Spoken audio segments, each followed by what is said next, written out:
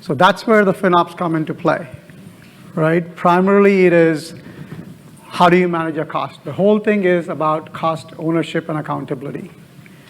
The goal of FinOps Prime is the practice that we are trying to institute or put in place, right? It's a cultural practice, is to how to have your customers accountable for the cost. With cost comes a responsibility, and you have to make sure that you hold them responsible, and that's why you have got what I'm going to focus primarily on the chargeback and showback, and budgeting and forecasting also, okay?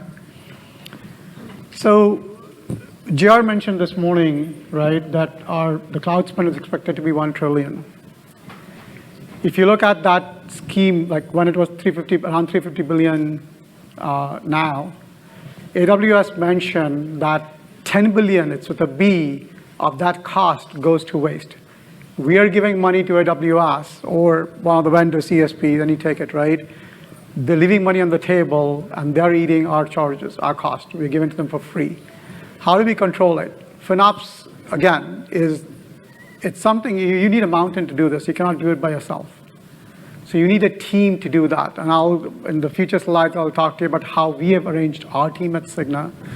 But definitely, you need to have all these teams come together with certain guardrails around them, right? Because finance or engineering or procurement would not know what to do. All their goal is basically procurement pieces, how do I acquire stuff?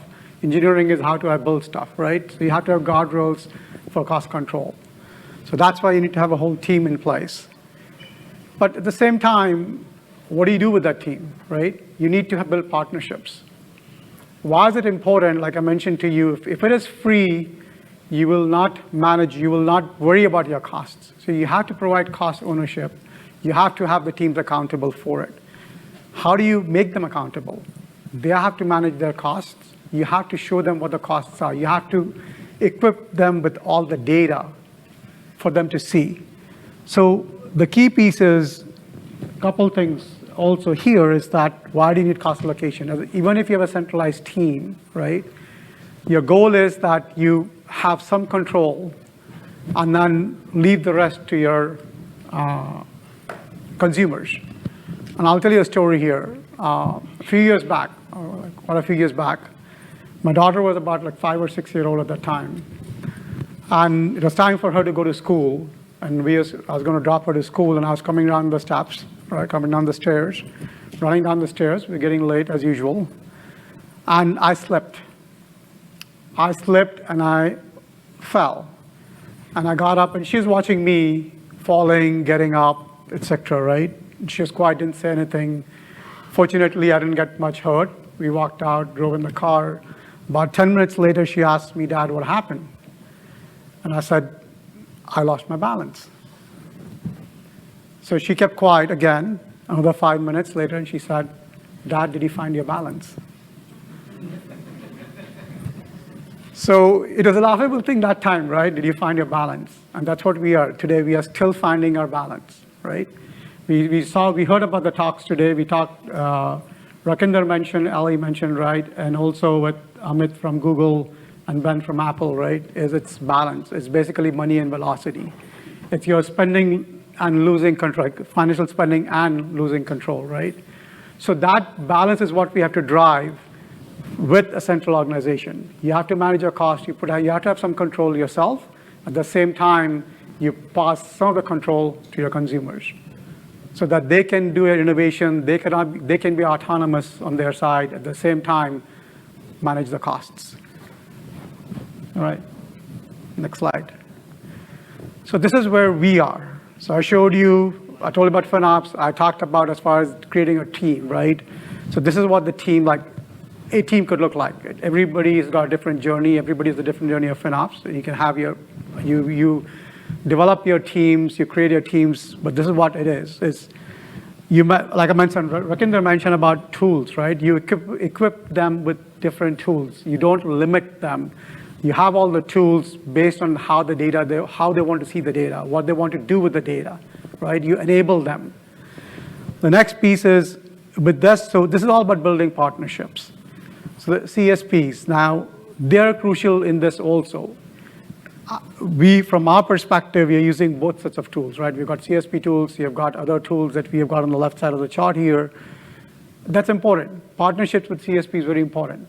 Because some stuff in there, like I'll give you an example here, right? Where you can only have in CSP like CloudTrail as an example, right? First, CloudTrail is free.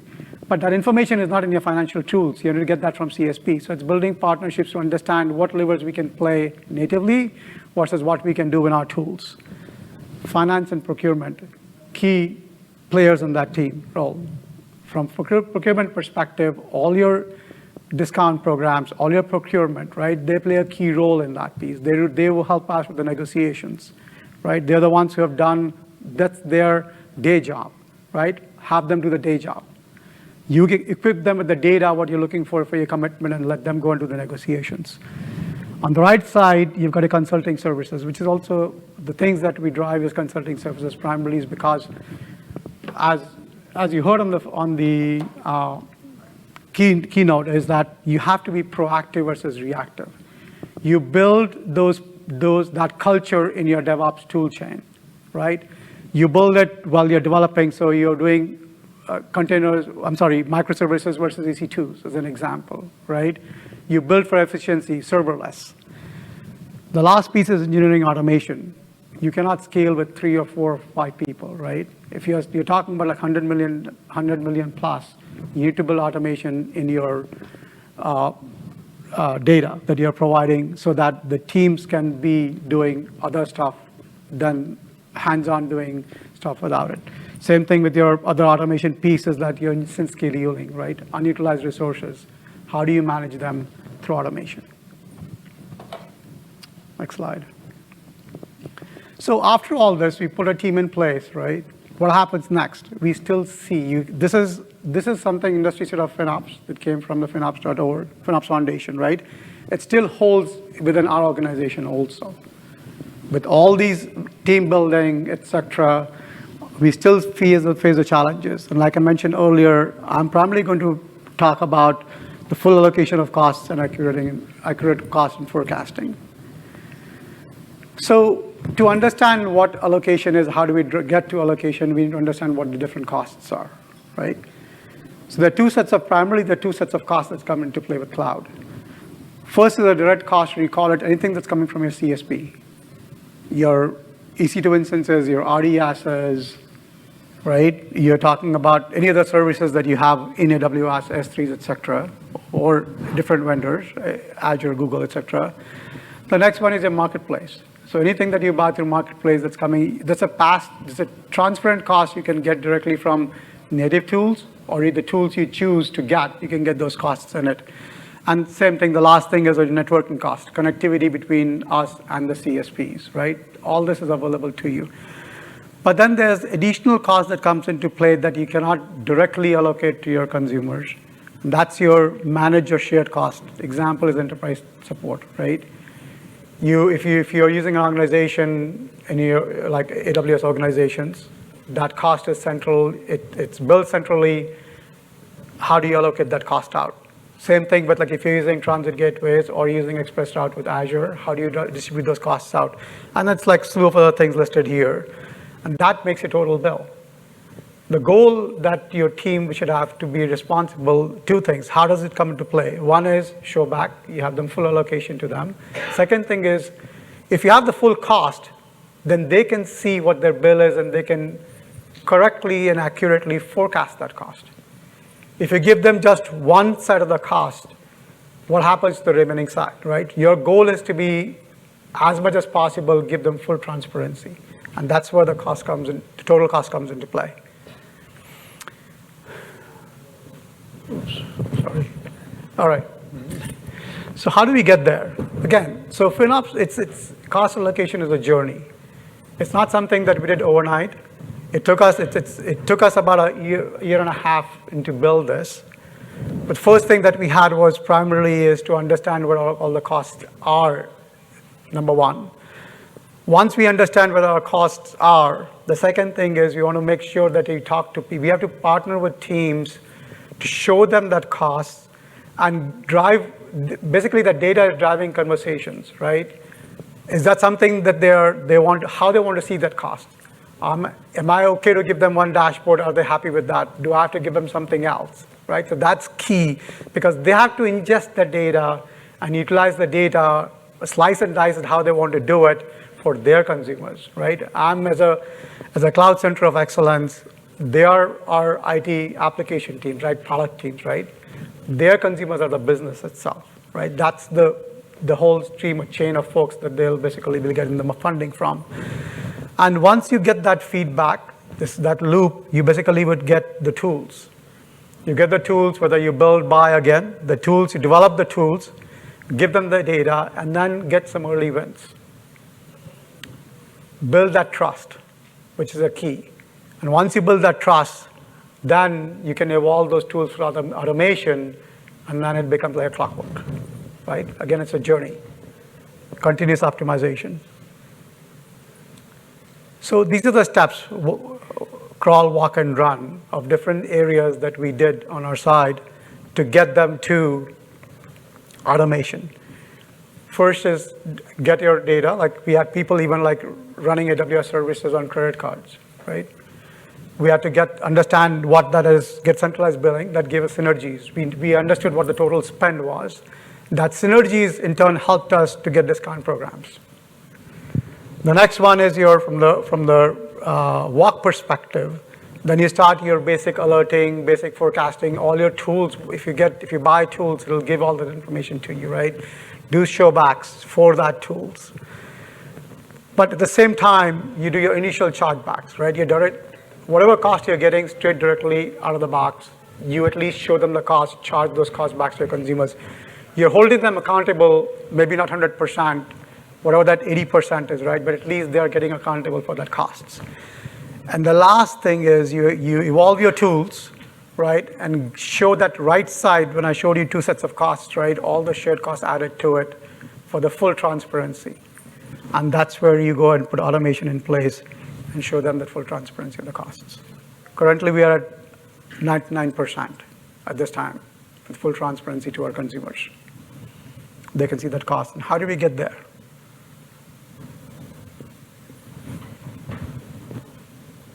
So first thing, screen.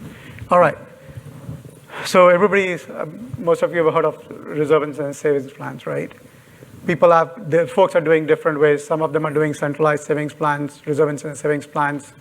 Some folks are doing within their accounts itself, right?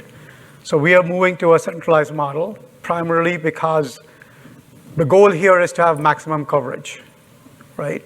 To have maximum coverage, you make sure you float your reserve and savings plans across different accounts. But at the same time, to hold them accountable, you do an appropriate chargebacks.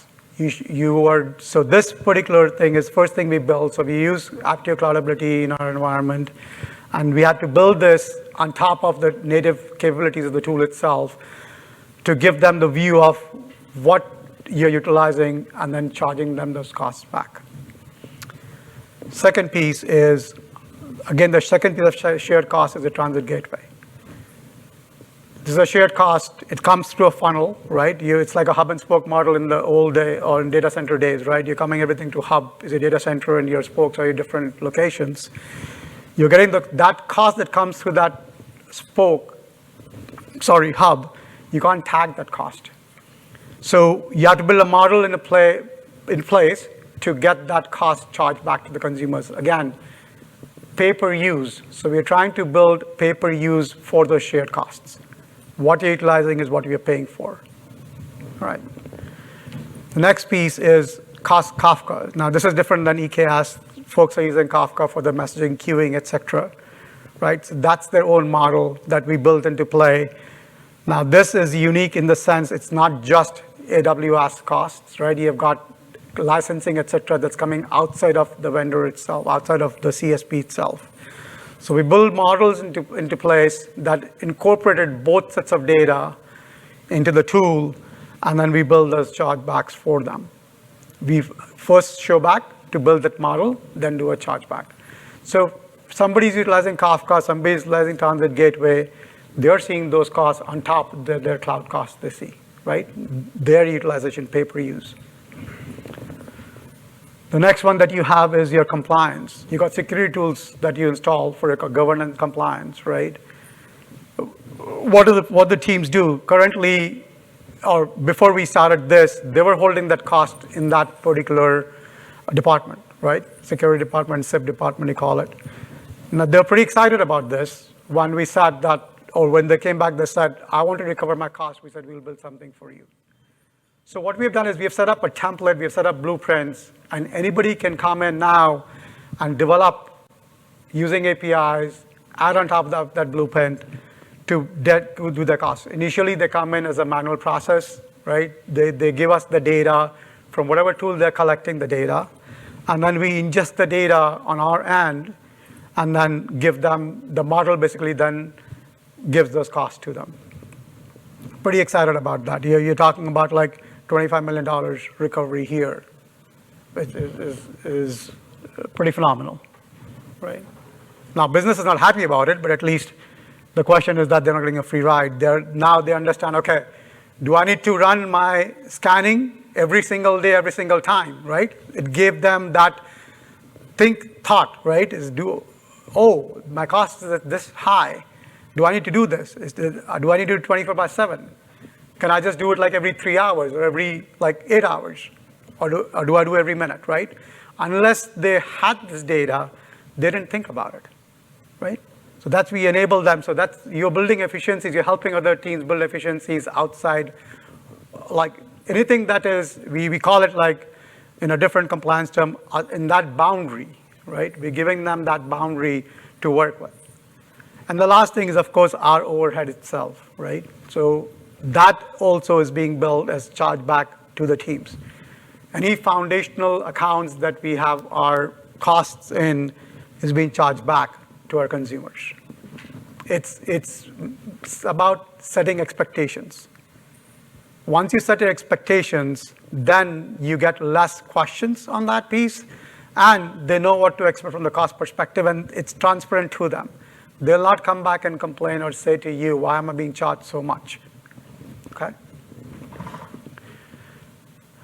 And the last, so where does that end up?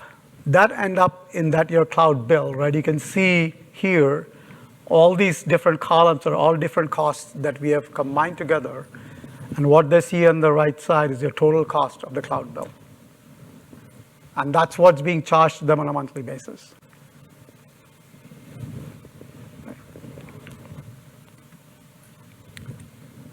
So two things in here. So when we start, so one of the things that we had is we are encouraging folks for doing tagging.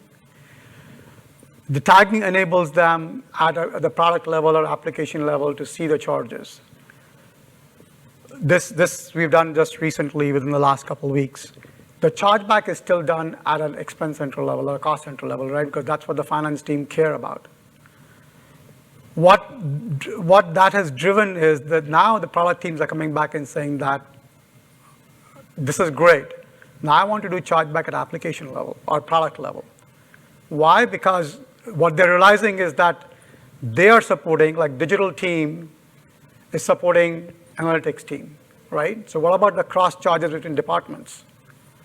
It's not just us charging them back. That data is making them realize that there's a second level of chargebacks that we can enable on our side because we are giving our services free to somebody else, a different team, let me charge them back. So they don't get a free ride. So it's a chain reaction now. So that's why allocation is important. A, it gives them the data. Number two, it helps them analyze the data, massage the data, think about where additional places opportunities they can look at for efficiencies. And the whole thing is, in the end of the day, it saves costs. Right? So we've done that, right? We talked about how we started, where we got. But again, it was all with spreadsheets doing manually extraction. So the tools that we're using Aptio, Cloudability for our show back. Then we used Aptio Bill of IT for doing all the cost modeling. Great. But the question comes in is that we're not that big an organization right now, means from cloud perspective, right? But still, it's an effort that we have to put in place every month for somebody to run those reports, ingest that reports from one tool to another tool, right, and provide it to your consumers. So 2 things that we have done. One is we have given them directly access into our Bill of IT tool to the consumer, so they can see that almost like, I would not say real time, but they don't have to wait for like 30 days till the chargeback happens. The moment the bill is ready with the vendor or the CSP, they can see the data in the tool, okay? Number 2 is that we built automation, and this is the key. Taking out that manual ingestion of data, what we have done is we basically built our automation in AWS, and we have enabled to generate the reports via APIs. So we are using APIs that get scheduled on a monthly basis to pull the data directly from those tools, bring the reports, put that on AWS in the S3 bucket, and Aptio has got connectors that they have built for that same reason, where they schedule it and it pulls the data down. So my 2-3 team work is now literally gone to maybe a few hours. So that way we are able to scale. Now this can be for any team. So any teams that coming into play tomorrow, they want to help this. Even with like level 2 set of chargebacks allocations, we can help them do that. Okay. All right. So what are the key takeaways that we have from here? So definitely you need to know our cost. If you don't know your cost, you'll not be able to do the allocation, right? Now one of the key things for knowing your cost are anomalies also. You have to make sure that you control your anomalies. AWS has got a good tool built in now. They've developed it. The Cloudability has a good tool in there. That's another key because that will also drive your cost. So you have to know all your cost drivers that come into play.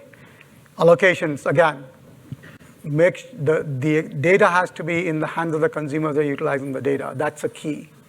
We have a debate that's been going on, like the finance team came to us, oh great, you've got today, product teams they manage the budget today, but with the variability of the cost they are seeing right now with the cloud, right?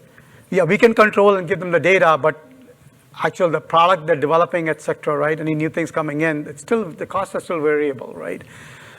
So once they're realizing that thing, they're seeing the data, they're saying, oh, you have the guardrails in place, you've got the tools in place. Now why don't you just manage the cost yourself? Right? No. We have pushed back. Hopefully we are at a stage where you want to win that pushback itself. They need to, because if we don't hold them accountable, it'll go back to the same on-prem days. We give you a budget, you manage the budget, and then you basically go up and down. It's up to you how you do it.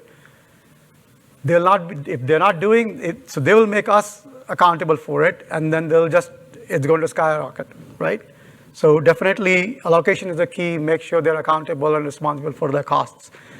And the third thing is, of course, provide them the data, show back, and build automation. Automate, automate, automate. I can't stress that enough. That's a key to scale any FinOps practice in the organization. All right. I'm done. Yes, I'm ready for questions. Thanks, folks. You guys, you could not have planned that to the second even better. He said he had 5 minutes available for questions, and without anyone giving him time prompts, 5 minutes for questions. So Vic, very well done. I'm so impressed. Yes, give him a round of applause, folks. Thanks, folks. Thank you. No, keep going. No. Okay, so who has right here? We don't even have to ask twice. Hi. What other tools beside Aptio do you use on a daily basis?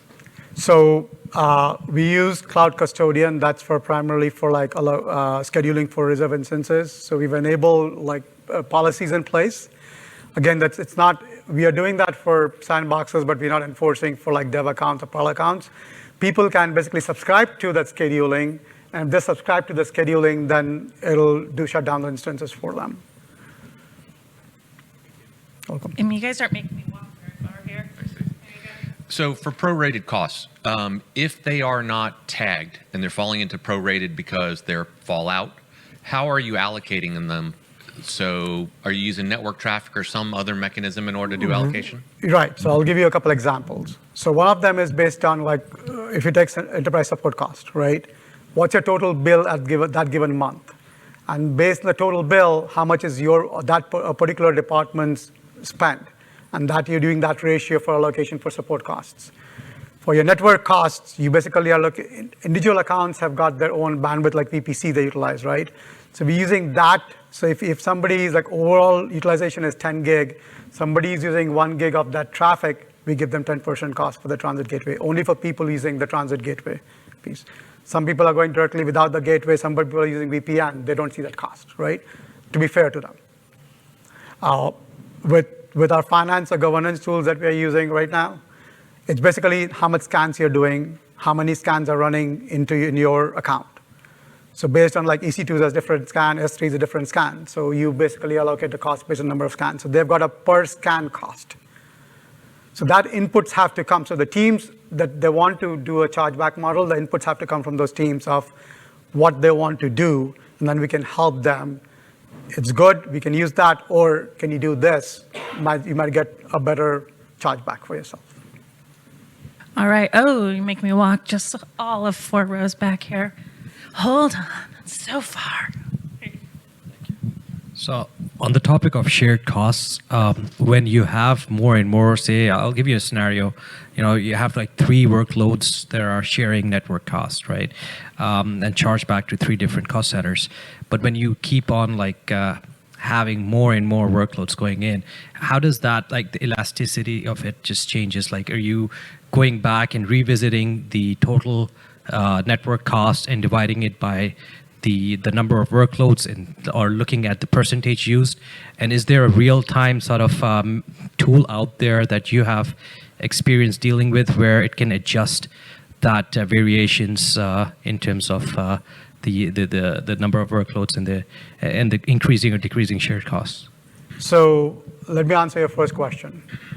So again, so to your point, you visit it, but you don't visit it very often, right? It's a time period, so you're doing it every quarter versus doing it like every month we do chargebacks, the workloads. Unfortunately, there's no real-time tool to do that. You have to basically go on the back end and look at it. That's called true up, right? You go and true up your costs, make sure that what you are seeing is what you're allocating back. If you're getting more and more charges not allocated out, then you go and true up for those costs. Hope I answered that question for you. I may have a follow-up. I'll pick your brains later. Sure. All right. So unfortunately, that does bring us to the very end of the session. So one more question, I think. Sorry, but this brings us to the very end of our session. In order to stay on time, we have to, what I'm going to say is if you have further questions for Vic, please feel free to grab them right after this. And we have 10 minutes before the next session will start. But Vic, a huge round of applause. Thank you so much for that. Thanks. JR here from the FinOps Foundation. Thank you for watching. Please go to FinOps.org if you want to get plugged into this amazing community. And of course, hit subscribe right here on YouTube to get all the future content. Hope to see you soon.